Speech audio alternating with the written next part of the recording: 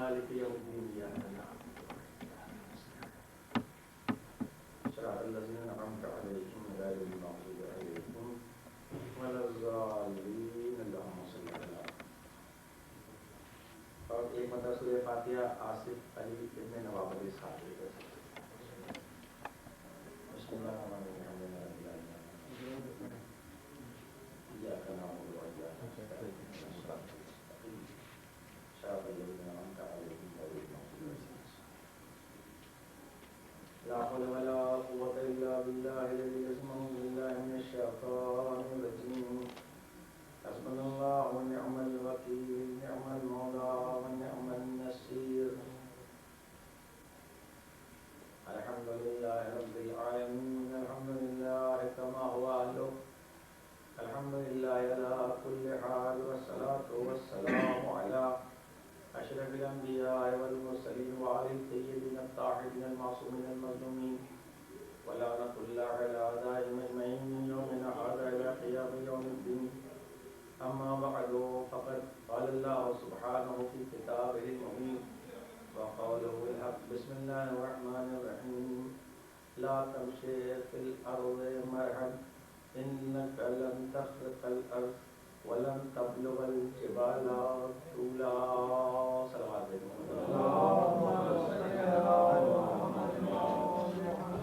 قرآن مجید میں اللہ کا ارشاد ہو رہا ہے سورہ لقمان میں جناب لقمان کی نصیحتیں جو انہوں نے اپنے بیٹے کو کی تھی اس میں درج کرتے ہوئے یعنی قرآن مجید میں اللہ نے بہت سی باتیں ایسی بھی لکھی ہیں یا درج کر دی ہیں جو دوسرے کی اللہ کو پسند آ گئی.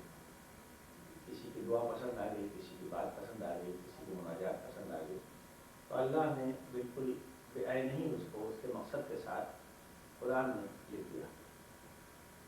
دعاؤں کا پورا ہے کہ جناب ابراہیم نے یہ دعا کی اللہ کو پسند آئی تو کر دیا. جناب موسیٰ نے دعا کی رب اشرح لی صدری ویسر لی امری اللہ نے قرآن میں دیا. مختصر یہ ہے کہ انہیں میں سے یہ بھی ہے کہ قرآن مجید کی آیتوں میں سے ان آیتوں میں سے بلکہ وہی آیت ہے یہ میں اللہ نے جناب لقمان جو حکیم تھے ان کے نام کا پورا ایک سورہ ہے. حکیم سے مراد دوا والا حکیم نہیں بلکہ حکیم کے معنی ہوتے ہیں مکمل عقل رکھنے والا. اس کے پاس عقل کا اس کا کوئی سے تعلق نہیں ہے. فزیکل سائنس سے حکیم کا کوئی تعلق نہیں ہے عربی میں. تو وہ کا کیونکہ وہ عقل مند کی بات کرتے تھے جس سے آدمی کو سیکھے اور زندگی اپنی بنائے. انہوں نے اپنے بیٹے کو نصیحت کی تھی وہ اللہ نے قرآن میں سب درج کر دی ہے. اسی میں سے یہ بھی ہے کہ لا تمشی مشا کے معنی عربی میں چلنے کے ہوتے ہیں. اے میرے بیٹے کہ لا تمشی کے درجے مرحا دیکھو زمین پر چلنا اکڑ کرنا چلنا اپنے کلوں کو پلا کے ولا تمشی کے درجے مرحا انک لن تخرق الارض ولن تبلغ الجبال طولا. اس لیے اگر تم زمین پر اکڑ کے چل رہے ہو تو نہ اس سے تم زمین کو شگافتہ کر سکتے ہو اکڑ کر چلنے سے, اور نہ تم اکڑ کر چلنے کی بنا پر پہاڑ کے اوپر چڑھ سکتے ہو. لمبے لمبے جو اللہ نے پہاڑ بنائے جتنا آپ سے طاقتور سمجھ رہے ہو یعنی کہنے کا مطلب یہ ہے کہ وہ بھی زمین کا حصہ ہے اور کچھ زمین دونوں کا تم کچھ نہیں کر سکتے. لیکن اس کا مطلب یہی مت آپ سمجھیں کہ جو بھی اکڑ کے چلتا ہے بیچارہ وہ غلط ہے. کتنوں کا انداز ایسا ہوتا ہے کسی کو اللہ نے کیسا حسن دیا ہے کہ چلتا ہے تو اچھا لگتا ہے, لوگ اسے سمجھتے ہیں کہ وہ اکڑ رہا ہے. تو اکڑتا نہیں ہے ماشاء اللہ. اللہ نے اس کو لمبا بنایا ہے, اس کا سینہ ہونا چوڑا بنایا ہے, ہاتھ بات اچھا ہے, گردن وردن سیدھی ہے, آنکھوں خوبصورت ہے, روبیا لگ رہا ہے, تو اپنی نارمل چال بھی آپ کی سمجھنے میں اکڑ کے چل رہا ہے. یہ آپ کی ذہنی بیماری ہے. اس کا مطلب یہ نہیں کہ وہ اکڑ کے چل رہا ہے. اس لیے کہ بہت سے لوگ بڑے منکسر مزاج ہوتے ہیں لیکن اس سے 10 گنا زیادہ تکبر ان کے اندر ہوتا ہے. آپ کو دیکھنے میں لگتے ہیں بڑے جھوٹے مل رہے ہیں, گھٹنے تک جھک جائیں گے, پیروں تک جھک جائیں گے, لیکن ان کے دل کے اندر اتنا غرور ہوتا ہے کہ حد نہیں ہوتی. تو یہ کوئی پہچان نہیں کہ آپ سمجھ لیں کہ جو اکڑ کے چل رہا ہے. ان کا مطلب یہ کہ ارادہ کر کے تکبر کے ساتھ مرہن کے معنی ہوتے ہیں اکڑنا. تم مت اکڑو. سمجھ رہے ہیں کہ نہیں؟ جیسے بہت سے لوگ خوبصورت بنتے ہیں تو آپ وہ خوبصورت بن رہے ہو, یعنی جو خوبصورت ہے تو اس کو بننے کی تھوڑی ضرورت ہے. توجہ فرما رہے ہیں کہ نہیں؟ آپ کہیں صاحب روب سے مت بات کرو. اب کسی کی آواز ہی ماشاء اللہ اچھی ہوتی ہے, خوبصورت ہوتی ہے, روبری ہوتی ہے, تو اس سے آپ یہ نہ سمجھیں جو اکڑ کے چلے آپ ہمارے اس قرآن کی آیت کو طرف کرنے کے اکڑ کرنا چاہیے. اس لیے آج کل جتنے لوگ بہت سے لوگ کیا ہوتا ہے کہ جتنے مغرور ہوتے ہیں وہ اتنے منکسر مزاج نظر آتے ہیں. بڑے بڑے سیٹوں کے مہاجن کے پاس آپ جائیے تو باتیں آپ سے کریں گے تو معلوم ہوگا کہ یہ بڑے ہی منقسم مزاج ہیں، لیکن دل میں ان کو نہیں غرور ہوتا ہے. جب آپ سے بات کریں تو منقسم مزاج، لیکن جب اپنے گاہک سے بات کرتے ہیں ان کے پاس رحم رکھاتے ہیں تو آپ دیکھیے کیسے بات کرتے ہیں. یہ پیسے کی بات آ جائے یہ تو موضوع یہ ہے کہ جب کوئی اخلاقیات کا موضوع چھڑتا ہے، اخلاقیات میں سب چیزیں آتی ہیں، حسد، بغض، کینہ، تکبر، بری چیزیں، اور اچھی چیزیں جو آدمی اپناتا ہے، انکساری، وفاداری، وہ تو یہ اتنا نہیں ہے کہ جس کو ہم بول رہے ہیں، اور اتنا آسان بھی نہیں ہے کہ بول کے آگے نکل جائے. جیسے میں اکثر کہتا ہوں کہ خلوص کا لفظ استعمال کرنا آسان ہے. ہر آدمی یہ کہتا ہے ہم تو خلوص سے کام کر رہے ہیں. خلوص سے نہیں، آپ کے میں خلوص سے نماز پڑھ رہا ہوں اور علم جو ہے وہ پڑھیے آپ قل اللہ کے بعد، اور قنوت پڑھیے آپ چوتھے رکعت میں، اور سجدہ کریے آپ رکوع سے پہلے، رکوع کریے سبا. تو خلوص سے نماز پڑھو. تو خلوص سے نماز نہیں پڑھنی ہے، پہلے اس پروسیجر کو پورا کرنا ہے جو اللہ نے کہا. بس یہی بات دنیا کے ہر کام میں، چاہے آپ اسکول کا کام کریں، چاہے کالج کا کام کریں، چاہے مدرسے کا کام کریں، چاہے آپ سینٹر کا کام کریں، چاہے مسجد کا کام کریں، مواڑے کا کام کریں، دین کی خدمت کریں، خلوص کی بات نہیں ہے. اس لیے جب کوئی مجھ سے کہتا ہے بس دعا کریے، دعا جو ہے سب سے زیادہ منافق ہوتے ہیں وہ ہمیشہ کہتے ہیں دعا کریے. جو زیادہ منافق ہوتے ہیں مولانا کی جوڑ کاٹتے ہیں وہ کہتے ہیں دعا کریے. پہلے اتنا نہیں پڑھا ہوں، بات تو واضح کروں گا. اس سے مراد وہ لوگ نہیں ہیں جو آپ کہتے ہیں کہ دعا کریے. گھبرانا چاہیے. مطلب ہے کہ آپ میرے ساتھ کام کر رہے ہیں اور میں نے آپ سے کہا یہ فرض بچھا دیجیے گا بھائی آج مجلس ہونے والی ہے. آپ نے فرض بچھائے گے بھائی جائے گا مولانا دعا کریے. ارے بھائی فرض بچھاؤ بھائی، مجلس ہونے والی ہے. تم کو اسکول میں لگا پڑھا اسکول میں پڑھانے کے لیے رکھا ہے پڑھاؤ. ارے بھائی اسکول چلانا ہے، پڑھایا تم نے بھائی 10 بج گیا پڑھایا. ہاں اسکول چل جائے وہاں دعا کریے. یہ منافقت ہے، یہ دعا کرنا نہیں. یہ اللہ کے نام پر بیوقوف ہے. تمہارے پہلے جو پروسیجر سونپا گیا ہے اس میں آپ سے کہوں دعا کریے. آج آدھا گھنٹہ لیٹ آیا دعا کریے. آپ ماشاء اللہ ماشاء اللہ اچھا نہیں ہوا، آپ کی 6:30 بجے ذمہ داری تھی تو نہیں آئے. کہ دعا کریے کیا ہوتا ہے، جہاں پر جو کام ہے وہ کام عمل سے کیا کرتے ہیں، رسپانسبلٹی ادا کرو پھر دعا. اسی لیے آپ پہلے میں ہوتا ہے پہلے مجلس پڑھتا تو جلدی سے کہہ کے نکل جائے تو شاید آپ سمجھ لیں. لیکن اب میں اس کو ایکسپلین کر دیتا ہوں کہ جب آپ پر کوئی لاجیکل اعتبار سے کوئی بات کوئی رسپانسبلٹی پہلے سے آپ پورا کیجیے. میں دعا کریے اللہ آپ کو سلامت رکھے. اللہ سلامت رکھے مانا نہیں 9 بجے مجلس ہونی تھی، آپ 9 بجے کیوں نہیں آئے. دعا کریے. تو پہلے اس کام کو اس چینل سے پراپر چینل سے ٹھیک سے پورا کیجیے، پھر آپ دعا ہوا کی بات کیجیے. یہ سب سے بیوقوف بنانے کی باتیں ہوتی ہیں اور یہ سب منافقوں کی پہچانیں ہوتی ہیں. اللہ سب کو اتنا ہوشیار ویسا بھی سب بیوقوف بنائے گا. سب سے زیادہ مولانا لوگوں کو بیوقوف دعا کریے. اچھا صاحب ایک کام کریے اصل جواب صاحب 7 بجے بیٹھ جائیں. آج بیٹھا ایک بار مثال دے رہا ہوں، بیٹھ جائیں 7 بجے 9 بجے بیٹھ رہے ہیں دعا کریے مولانا. ہم بھائی 7 بجے بٹھا ممبر پر دعا کریے مولانا کیسی ہوتی ہے. تو مطلب یہ میرا اتنی باتیں اس لیے باتیں کر دی کہ دعا کا مطلب یہ نہ سمجھیے کہ میں ساتھ دعا کرنے والے کا جو دعا کریے پہلے اس کی جو ذمہ داری ہے اسے پورا کرے تب وہ آدمی سمجھے دعا کرنا کیسے. یہی رہنے والوں کو دعا کیسے کرنا ہے اور کب کرنا ہے. ہر آدمی کہتا ہے دعا کریے. بھائی دیکھیے دنیا میں سبھی جی رہے ہیں، جانوروں کی طرح سب جی لیتے ہیں. بکری کا بچہ ہی پیدا ہوتا ہے وہی پال لیتی ہے، مرغی کا بچہ ہی پیدا ہوتا ہے وہی پال لیتی ہے. لیکن اشرف المخلوقات طریقے سے جینا آسان نہیں ہوتا ہے. پوچھیے آپ نے یہ کام کیوں کیا، آپ کا مقصد کیا ہے. بس چلے جا رہے ہیں کسی طرح دنیا چلی جا رہی ہے. تو مطلب یہ کہہ رہے ہیں کہ جو جناب لقمان نے جو نصیحتیں کی ہیں سورہ لقمان میں اللہ نے، یہ اتنی بڑی شخصیت ہے کہ ان کو اللہ نے نبوت عطا کی تھی کہ انہوں نے کہا کہ تم اگر چاہو تو نبی بن جاؤ. یعنی سرکار دو عالم کے علاوہ دوسرے لوگ میں دوسرا نبوت کا عہدہ لوگوں کو مل سکتا تھا. سرکار کی بات الگ ہے بہرحال. اس لیے کہ اور لوگ جو تھے وہ انسان کے نبی بنائے گئے تھے، یہ نبی کے انسان بنا کے دیے گئے. بات اور کی نہیں اور لوگ انسان کے نبی بنائے گئے تھے، یہ پہلے نبی کے بعد میں انسان بنا کے دے گئے. اب ان کو جو نبی اللہ نے بنایا تو کہا تم نبوت دے دو. کہا پروردگار میں اتنی بھاری چیز نہیں لے سکتا، میرے اندر وہ طاقت نہیں ہے کہ میں اس کو برداشت کر سکوں، اس لیے میں نبوت نہیں لوں گا. تب ان کو اللہ نے حکیم کا خطاب دیا. یعنی انہوں نے ترکیب کیسے دنیا میں جینا چاہیے، کیسے رہنا چاہیے. سورہ لقمان کے آخری آیت ہے ماذا تدری نفس ماذا تکسب غدا. کسی انسان کو یہ نہیں معلوم کہ آنے والے کل میں اسے کیا حاصل ہوگا، اسے کون سی نوکری ملے گی، اسے کون سا انعام مل جائے گا، اسے کون سی لاٹری نکلے گی 1 لاکھ کی، یا کون سا 1 لاکھ اس کا تباہ ہو جائے گا، چوری ہو جائے گا. ماذا تدری نفس، کسی بھی نفس کو یہ نہیں معلوم کہ ماذا تکسب غدا، کل اسے کیا حاصل ہونے والا ہے، کیا اس کا اکتساب ہونے والا ہے. یہ آخری آیت میں سورہ لقمان ختم ہوتا ہے. ماذا تدری نفس بأي أرض تموت، جبکہ یہ اللہ کی بات تھی. لیکن دیکھیے تجربے کے ساتھ کہتے کیا بولتی ہے یہ اللہ کہتا ہے. لیکن کہا جناب لقمان نے اللہ نے اسے کہ کسی کو یہ نہیں معلوم، تو یہ تو معلوم ہے، چلو یہ بات تو ہم مان سکتے ہیں کہ کل کیا ہونے والا ہے، کسی کو نہیں معلوم کہ 1 لاکھ کی لاٹری نکلے گی یا 1 لاکھ روپیہ غائب ہو جائے گا ہمارا. لیکن ماذا تدری نفس بأی ارض تموت، یہ بھی کسی کو نہیں معلوم ہے کہ وہ کس زمین کے حصے پر اسے موت آئے گی. یہ بہت بڑے تجربے کی بات ہے. عقل سے انہوں نے سمجھا، تجربہ اور عقل سے کہ یہ بہرحال یعنی انسان سوچ سکتا ہے فلاں جگہ میں خودکشی سوسائڈ کر لی، کچھ نہیں، یہ کسی کو نہیں معلوم. اسی لیے انسان کی جس طریقے سے موت معین ہے ویسے انسان کی جائے موت بھی معین ہے کہ کس جگہ پر اسے موت آئے گی، وہاں پر آدمی کسی کی طرف اللہ نے جیسے طریقے سے آدمی کی موت معین کر دی ہے کہ اس وقت موت آئے گی، یعنی ٹائم اور پلیس دونوں معین ہے موت کا. جس جگہ موت آدمی وہیں آتی ہے. آپ نے جناب سلمان کے دربار کا واقعہ سنا ہے نا کہ جناب سلمان کے دربار میں ایک آدمی بیٹھا ہوا تھا، ملک الموت بھی بیٹھے تھے، کہیں فرشتے بیٹھے رہتے تھے، کہیں جن بیٹھے رہتے تھے، کہیں آدمی.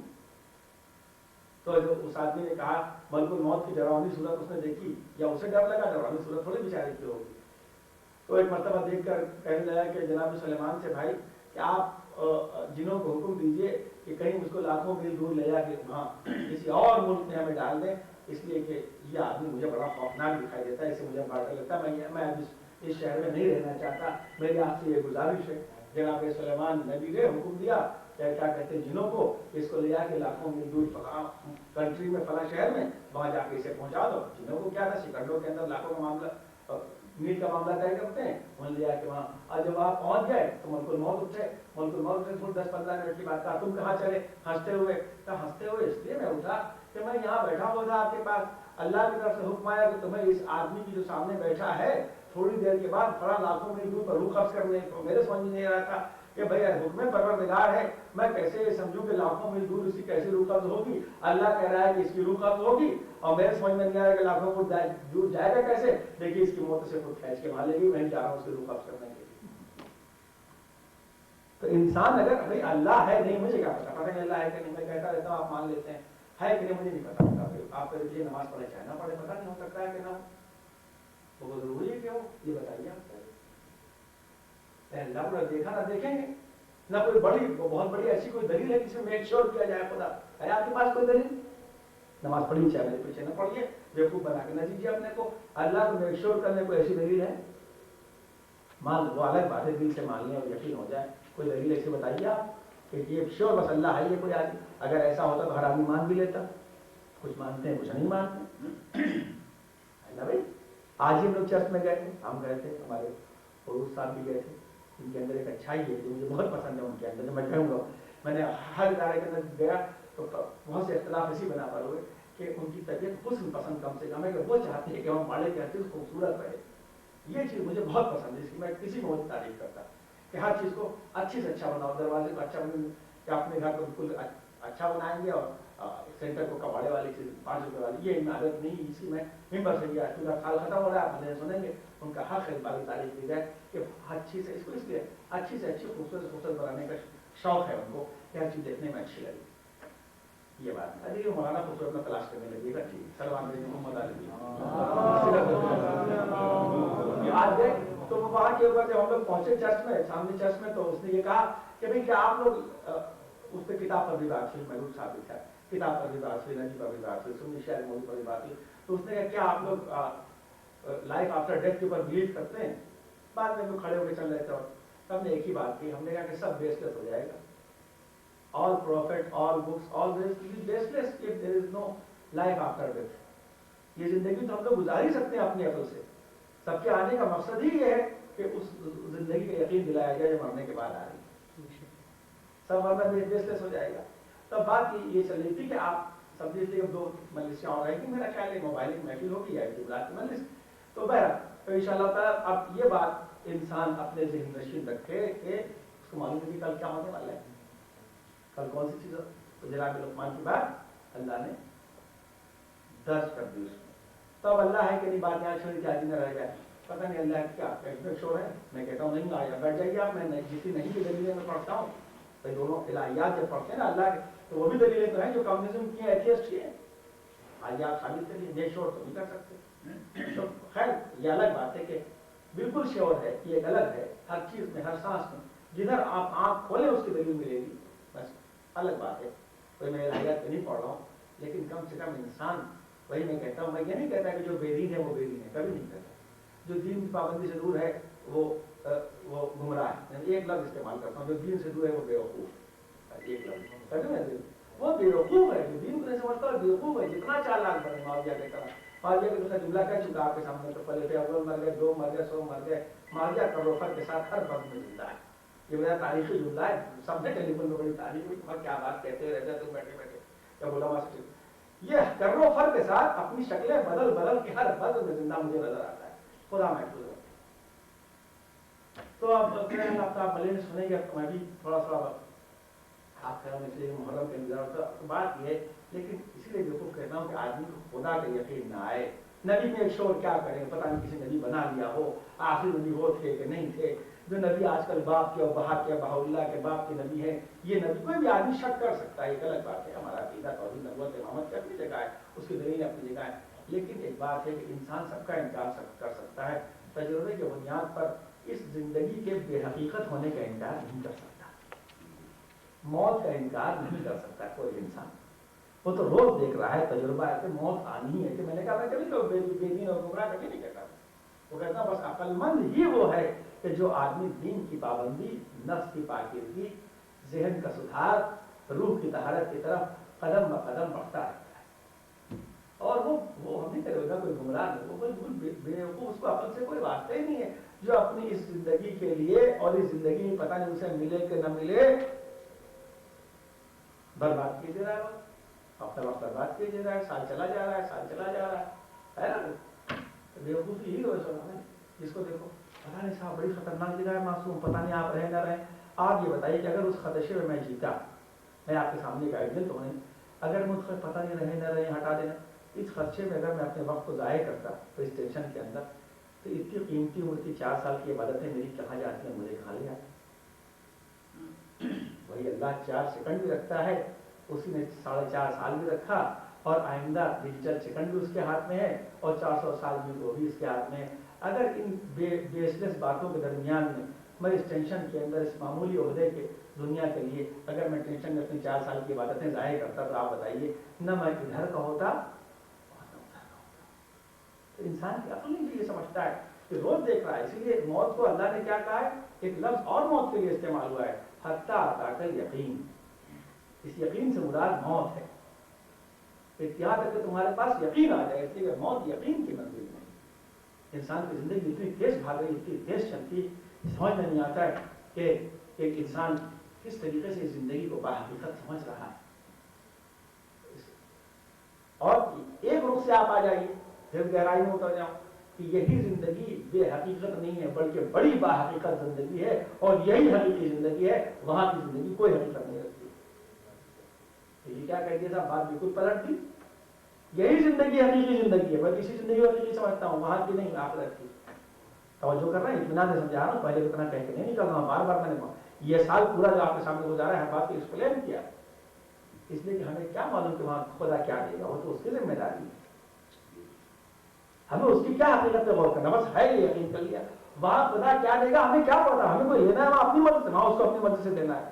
یہ زندگی اتنی باحقیقت ہے کہ اس کی ہر سانس، ہماری رسپانسبلٹی صرف یہ ہے کہ اس کی ہر سانس ہم کو اس کے حکم کے مطابق گزارنی ہے. ہمارے نزدیک اس کی حقیقت زیادہ ہونا چاہیے، اس اعتبار سے کہ اس میں اس کی اطاعت ہمیں کرنی ہے جیسے اس نے کہا ہے. وہاں کیسے ہم کریں گے ہمیں کیا پتا، وہاں جیسے وہ چاہے تو زندگی دے گا. تو اس اعتبار سے بڑی حقیقت ہے اس زندگی کی. اس روح سے بڑی حقیقت ہے کہ اس جب 10 سال کی، 5 سال کی، 6 سال کی، 8 سال کی، 10 سال کی، 100 سال کی زیادہ سے زیادہ زندگی کے اوپر ہمیشہ کا سودا ہے. کہ میں جمعے میں اکثر 10-12 فقرے بہت دہراتا ہوں، اس میں یہ جملہ بھی جو خود جمعہ میں بہت دہراتا ہوں، بہت سے لوگ اس میں نہیں آ پاتے بیچارے مجبوری سے.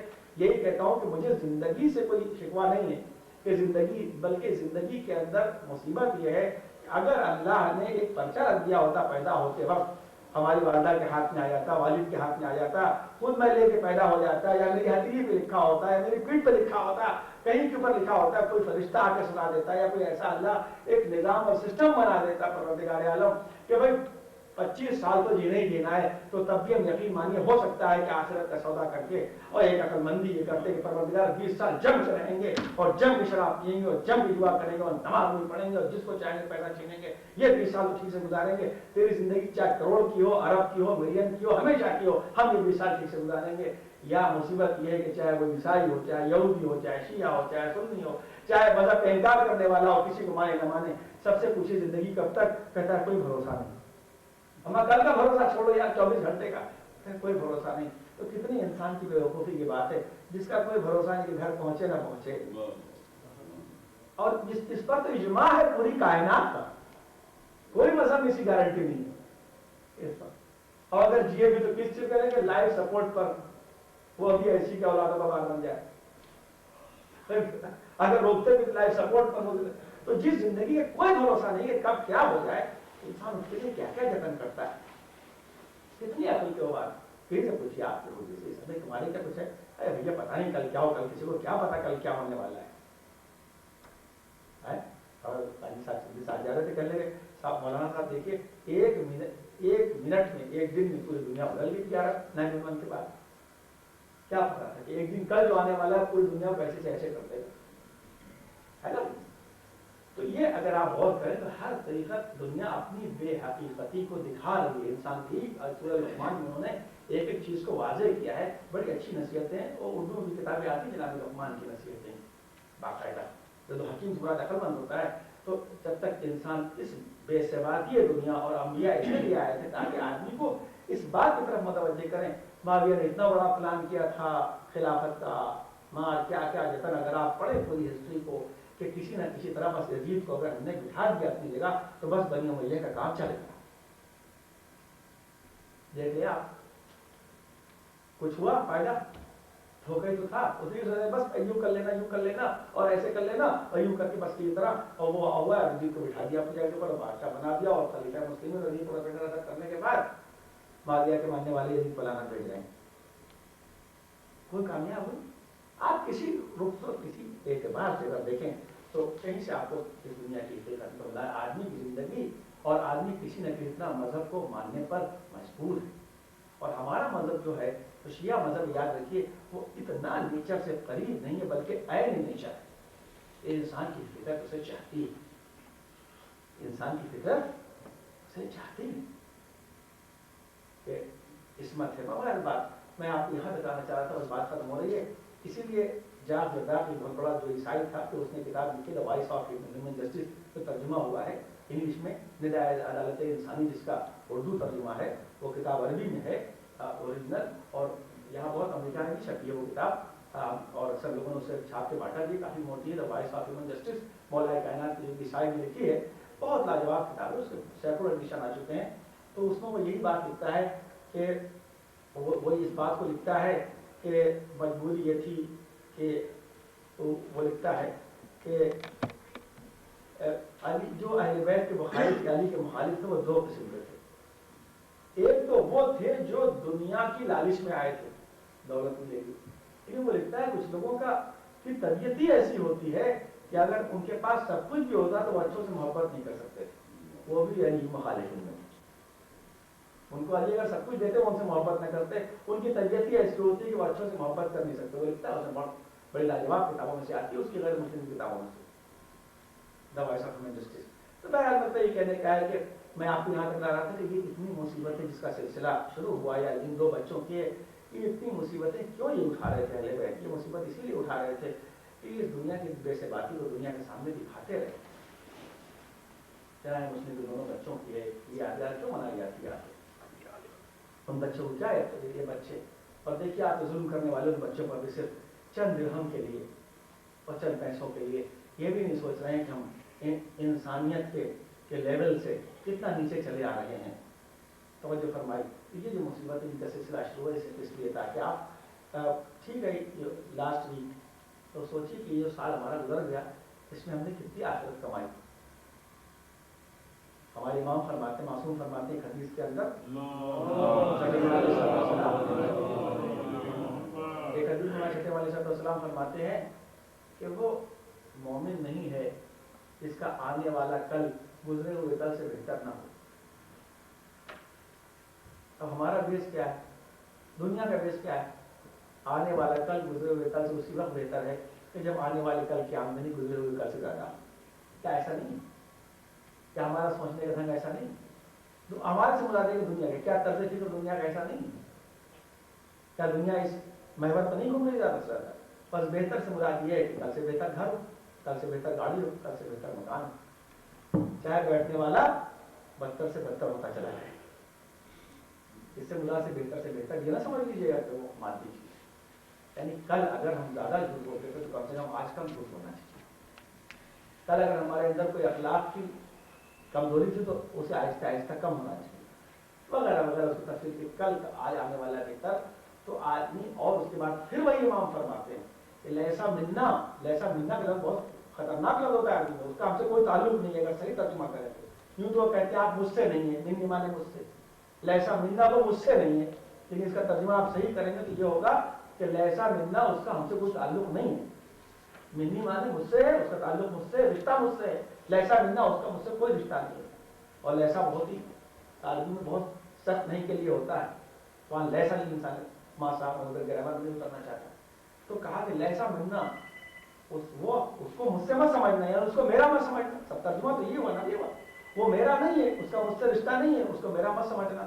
اس لیے کہ جو رات کو بیٹھ کے حساب نہ کرتا ہو کہ اس نے دن میں کیا غلط کیا اور کیا صحیح کیا، کہاں نافرمانی پروردگار کی، کہاں فرمان پروردگار کی پر چلا، اس کی زبان یا اعضاء و جوارح سے کس کو تکلیف پہنچی اور کس کو آرام پہنچا.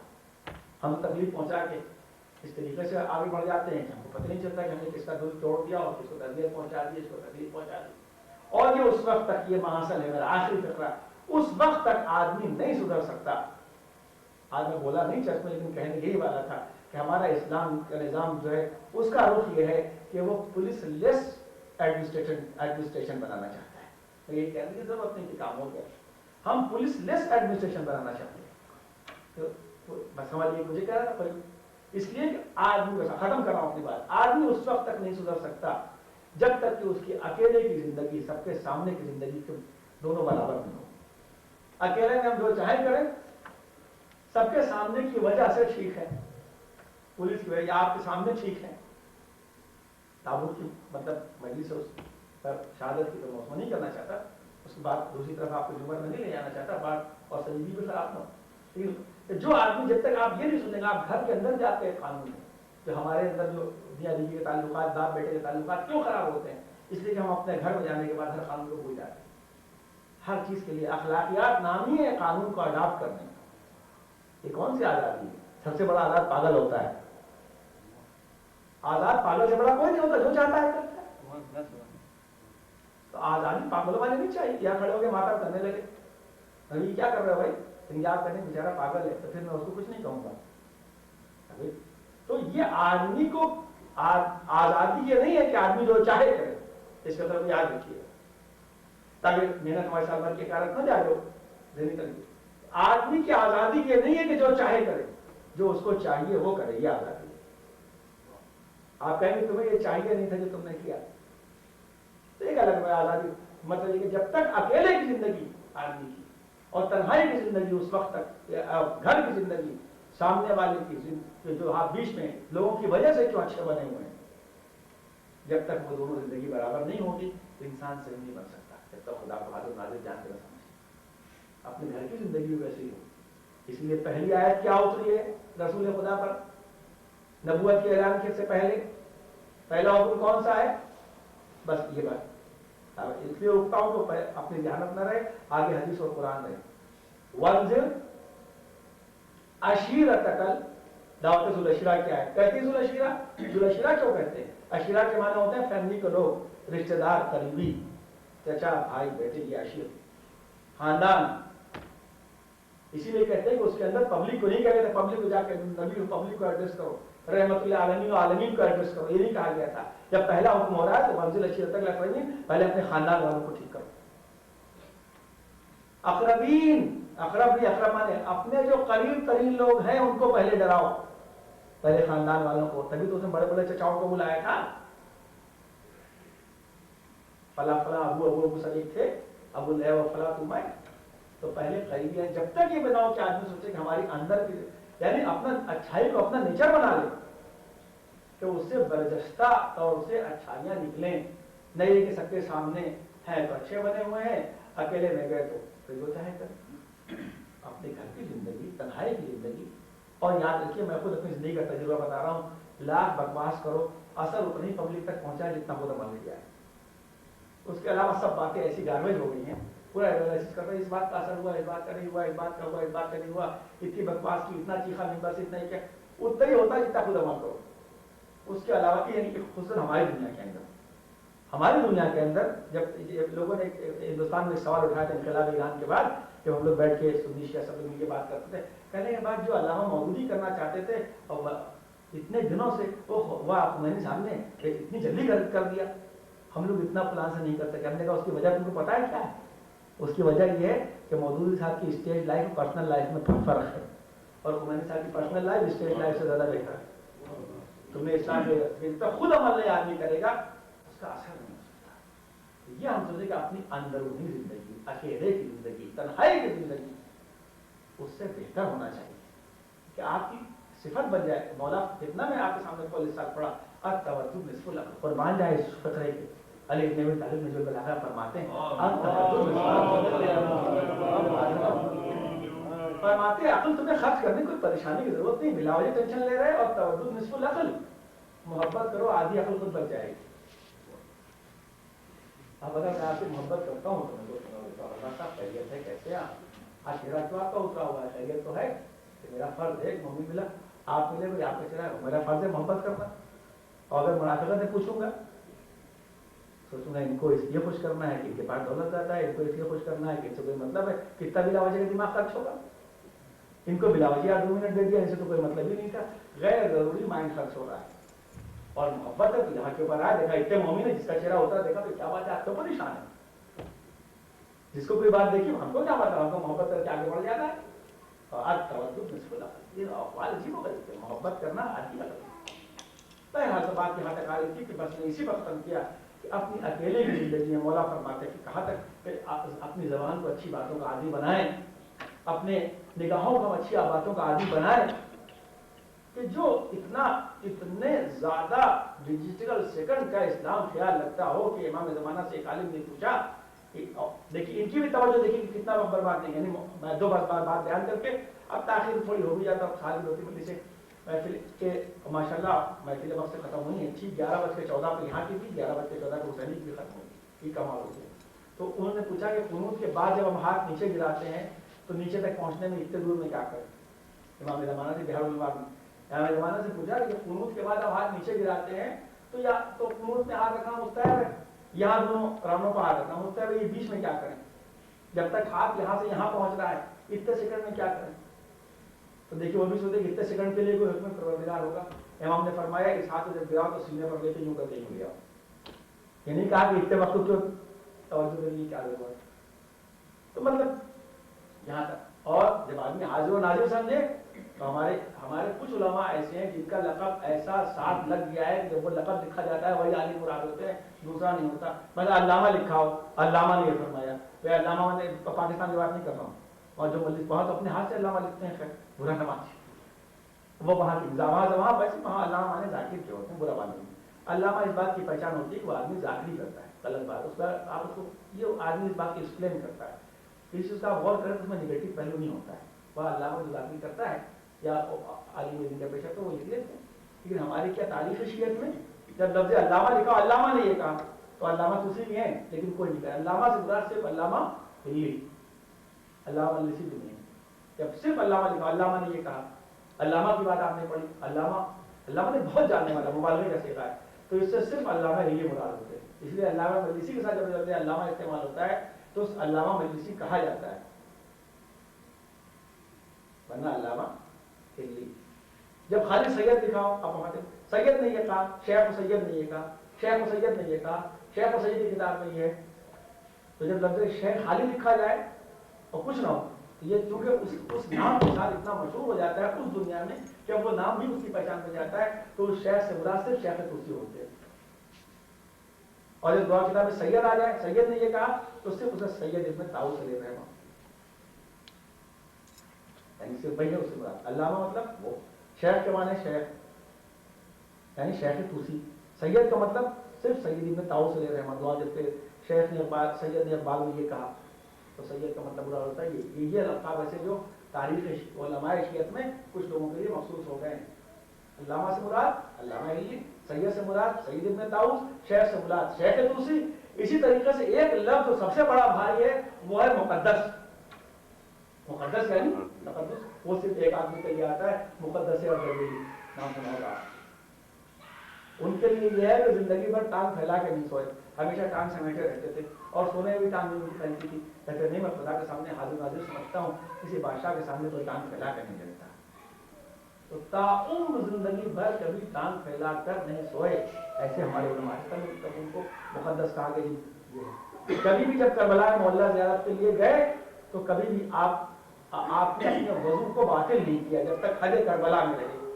اگر بس اتنی دیر رہتے تھے کہ جب تک آپ کو کوئی حاجت پیش نہ آئے، اس کے علاوہ حدود کربلا سے باہر نکل آتے تھے. جب کربلا میں معلّہ زیارت کے لیے گئے وہ اتنی دیر رہے جب تک کہ آپ کو وضو سلامت رہا. اس کے بعد جہاں وضو ٹوٹنے کی نوبت آئی وہ حدود کربلا سے باہر نکل جاتے تھے. اتنا تقدس تھا. مشہور آپ نے سنا ہے کہ جانے کے لیے خالی خچر لیا، ایک آدمی نے خط دے دیا کربلا جا رہے تھے سفر میں، تو پھر اس کو سوار نہیں ہوا اس کے اوپر کہ میں نے کرایہ پر دیا تھا، یہ تھوڑی کہا تھا کہ کسی کا خط دے جاؤں گا اس پر. چوتھا واقعہ آپ سنتے ہی ہوتے ہیں کہ مقدس کی آواز ہی کب آئی تھی. پھر صبح کی نماز کا وقت ہو رہا تھا اور پانی نہیں تھا، جب ڈول ڈالی پانی کے لیے اور پانی جب نکال رہے ہیں بار بار تو اشرفی بھری ہوئی نکل رہی ہے بھاری بھاری، اور یہ کہہ کے پلٹ رہے کہ نماز سے کب جا رہا ہے، مجھے پانی نہیں چاہیے، مجھے اشرفی چاہیے، اشرفی نہیں چاہیے، مجھے پانی چاہیے. جب بار بار اس اشرفی کو جو بھی اس میں نکلا اسے الٹ دیا کنویں کے اندر. اب ہم ہوتے آج کل کے ہمارے جیسے تو ہزاروں اس میں جتن نکالتے، ہمارے ساتھ اس میں غریبوں کو کتنا فائدہ ہوگا. 2 بوتل بازار سے خرید لیں گے فریش واٹر، اس سے وضو کر لیں گے. کمال کی بات ہے، ابھی تو ٹائم کافی باقی ہے نا بھائی. اتنی اشرفی میں ایک مسجد بن جائے گی، کیسی بیوقوفی کی بات ہے. تو اپنے نفس کو کہتے ہیں اتنی اشرفی مل جائے گی، اس میں سینٹر کا قرضہ ادا ہو جائے گا، اس کے اندر لے جائیں گے سب ہو جائے گا. یہ کون سی بات ہے کہ اشرفی اتر کے وضو کے لیے پانی مانگ رہے. لیکن یہ بار بار الٹتے رہے. یہ ذہنیت تھی. کیوں؟ کہنے کہ ہر چیز ہمیں چاہیے، دولت بھی چاہیے، مسجد بھی چاہیے، سب چیز چاہیے، لیکن ہر چیز بدلیے خدا چاہیے. خدا بدلیے، مادیت نہیں چاہیے. مادی زندگی بدلیے خدا چاہیے، تاکہ الہیات کا خون ہمارے ہر کام کی رگوں میں دوڑتا ہے. بس میں نے بات کافی تاخیر معذرت اس لیے اتنی دور تک لایا تھا کہ یہ مسائل ایسے مسائل ہوتے ہیں، اسے آدمی پڑھے کیسے انسان ہو کر. آپ یہ بتائیے پہلے مجھے، ایک انسان ہو کر اس مسائل کو بیان خالی کیسے کرے. ظلم کیا تھا ان کی بات آپ چھوڑ. اللہ اکبر کہ وہ بچے جو اپنے باپ سے الگ ہو گئے، اللہ اکبر راستوں میں بھٹکتے پھر رہے ہیں، اپنے باپ کے ساتھ آئے تھے، اللہ اکبر. اور یہ بچے اس طریقے سے قید کے اندر گزار رہے ہیں کہ اس قید کے اندر بھی دیکھیے آج کل بھی جیل ہوتی ہے تو 2 قسم کی جیل ہوتی ہے. یاد رکھیے گا، آپ دیکھا ہوگا نا یہاں پر بھی جیل ہے، آپ جانتے ہیں. بچوں کی جیل الگ ہوتی ہے. بچوں کو جیل میں اس طریقے سے ظلم نہیں کیا جاتا بھائی، بچوں کی الگ ہوتی ہے، ظالموں کی جیل الگ ہوتی ہے. لیکن وہ دور حکومت تھا کہ بچوں کے ساتھ بھی وہ سلوک کیا جا رہا تھا جو ظالموں کے ساتھ کیا جاتا. اللہ بڑھیا غور کیجیے، نہ انہیں صحیح کھانا ملتا تھا، نہ صحیح پانی ملتا تھا. اذیت اٹھاتے اٹھاتے بچوں کی یہ نوبت آ گئی تھی کہ شاید موت کی دعا کرنے لگے. اللہ اکبر. اتنی مصیبتوں کے درمیان میں علماء سے بیان میں اس مذاہب کو سوچ نہیں پاتا. میں تھوڑا کہ انسان ہو کیسے کون سوچے. اور اس کے بعد یہ ایک شریف آدمی جو اعلیٰ خاندان کا چاہے وہ ہر انسان کے لیے تو ہے کہ بڑا انسان ہو کہ وہ کسی سے کسی بات کی ریکویسٹ کرے جو اس سے کم کہو. خاندان بنی ہاشم کے بچے اور گزارش کر رہے ہیں کس سے، دروغہ زندان سے جس کو جیل کے دروازے پر بٹھایا گیا. اللہ اکبر. اور اس کے بعد اس سے باتیں ہو رہی تو پوچھ رہا ہے کیا تم خاندان رسالت کے ہو؟ ارے ہم تو محب اہل بیت ہیں، بس اتنا کرتے ہیں کہ ہم سے کچھ تو نہیں ہو سکتا، ہم دروازے کو کھولے دیتے ہیں، تم باہر نکل جاؤ اور آپ کی تاریکی میں کہیں. اس کے بعد کوئی بات نہیں، ایسا نہ ہو کہ میرا نام آ جائے، ظالم حکومت بہت ظالم ہے، اگر میں نے تمہیں چھوڑا تو تمہیں بڑا ظلم ہوگا. رات کی تاریکی میں اس نے دروازہ زندان کو کھول دیا. اللہ اکبر. دروازہ زندان کو کھولا، دونوں بچے بھٹکتے ہوئے چل. جب دیکھا ایک مرتبہ سورج نمودار ہو رہا ہے، اب انہوں نے دیکھا کہ چاروں طرف گھوڑے دوڑ رہے ہیں، اس لیے کہ اہل بیت سے لوگ ڈرتے تھے تو پہلے بچے بھی ہو تو ان سے بھی ڈرتے تھے کہ یہ بڑے ہر اعتبار سے بڑے ہوتے ہیں. دیکھا کہا کہ یہ ہمارے تو یہ ہماری تلاش میں دوڑ رہے ہیں. بچے جنگل کی طرف گئے، دیکھا ایک دریا کے کنارے، ایک نہر کے کنارے ایک درخت ہے، اور درخت کے اوپر جا کے دونوں بچے بیٹھ جاتے. اللہ اکبر. اور بیٹھنے کے وہ خاموش بیٹھے رہتے ہیں. اتنے میں آپ جانتے ہیں کہ حارث ملعون کی زوجہ آتی ہے اور آنے کے بعد چاہتی ہے کہ اس نہر سے یا اس تالاب سے پانی بھرے, لیکن جیسی پانی بھرنا چاہتی دیکھتی ہے کہ دو خوبصورت سے بچے پانی میں نظر آ رہے ہیں. اس نے آسمان کی طرف نگاہ اٹھائی, دیکھا درخت بچے بیٹھے ہوئے ہیں. دونوں نے گزارش کے نیچے چلے آؤ, اپنا تعارف تو کراؤ. جب انہوں نے تعریف کرایا کہ ہم مسلم ابن عقیل کے بیٹے ہیں, ہم خاندان رسالت کے بیٹے ہیں, ہم خاندان نبوت سے تعلق رکھتے ہیں, تاکہ ہم بھی تمہارے گھرانے سے محبت کرنے والے ہیں, چلو ہمارے گھر آرام کر لو. بچوں نے آرام کا نام سنا, کہا تمہارے گھر جانا نہیں چاہتے, ایسا نہ ہو کہ ظالم تمہارے ساتھ میں برا سلوک کرے. اس نے کہا ہمارے لیے بڑا شرف ہوگا. اس نے بچوں کو لیا اور بچوں کو لے کے اپنے گھر گئی. جانے کے بعد اس نے بچوں کو کھانا کھلایا, پانی پلایا, محبت کے ساتھ بستر لگا دیا. دن بھر تھکا ہوا جب اس کا شوہر واپس آیا, بات تمام ایک مطلب اس کا شوہر مطلب واپس آیا. آنے کے بعد وہ تھکا ہوا جیسے ہی بیٹھا, اس نے کچھ آواز ہونے کی سنی. اس لیے دونوں بچے جب پوچھے تو کہا کہ بڑے بھائی نے چھوٹے بھائی سے کہا, یا چھوٹے بھائی نے بڑے بھائی سے کہ بھیا ہم نے خواب میں دیکھا. کیا خواب دیکھا ہے؟ کہا کہ بابا بیٹھے ہوئے مسلم ابن عقیل اور رسول خدا کے ساتھ میں بیٹھے, اور رسول خدا کہہ رہے مسلم تمہارے بچے بڑے تکلیف میں ہیں, لیکن مت گھبراؤ, تم سے تمہارے بچے تم سے بڑی جلد ملاقات کرنے والے, اللہ آپ کے بچوں کو سلامت رکھے. ان کے صدقے بچوں نے جیسے یہ فکرہ کہا, اس کے بعد دونوں بچے گلے میں باہر ڈال کے رونے لگے کہ اب ہم اس دنیا میں زیادہ دن نہیں رہیں گے. جیسے کہ انہوں نے آواز سنی, میں آپ سے جزیات بیان کرنے کی طاقت نہیں رکھتا آپ کے سامنے, بس میں جھڑا دے کر نکل جاؤں گا. اس کی آواز سنی, کہا کہ کس کے رونے کی آواز ہے؟ تو انہوں نے بتایا کہ ہمارے بڑی شرف کی بات ہے, خاندان رسالت کے بچے آ گئے. اور اس نے کہا دن بھر تو ہم انہی کے لیے بہت پریشان تھے, ارے اتنے زیادہ سے ہم کو بڑا انعام ملے گا. زوجہ نے بہت منع کیا, آپ جانتے ہیں, اس نے دونوں بچوں کو بڑی بے دردی سے پکڑا. میں آپ کے سامنے تفصیل نہیں بیان کر سکتا, لا کے سکون خانہ سے باندھ لیا.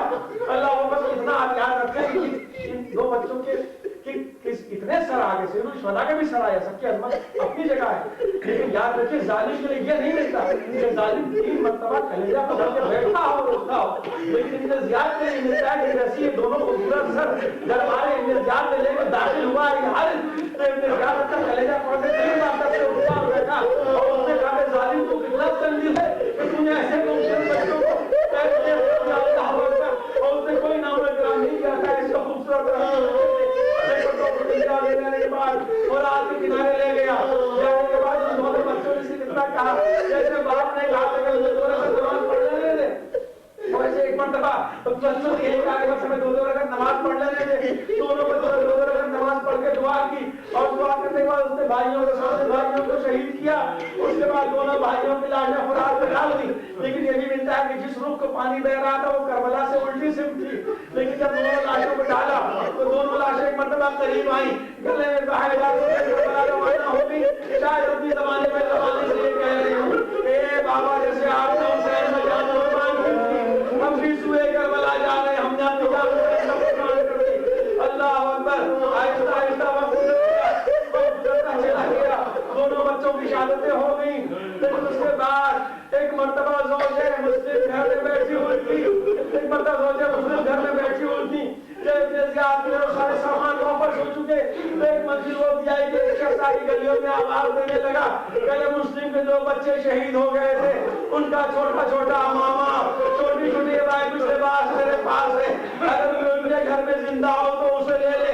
ایک مرتبہ زوجہ مسلم نے دروازہ کھولا, وہ علی بابا کو نہ آ سکا, بچوں کی میت پہ کوئی عبادت ہو سکی, اپنے بچوں کو چھوٹے چھوٹے ہاتھ دے کے آنسو بہانا شروع کیا. الوداع. یا حسین, یا حسین.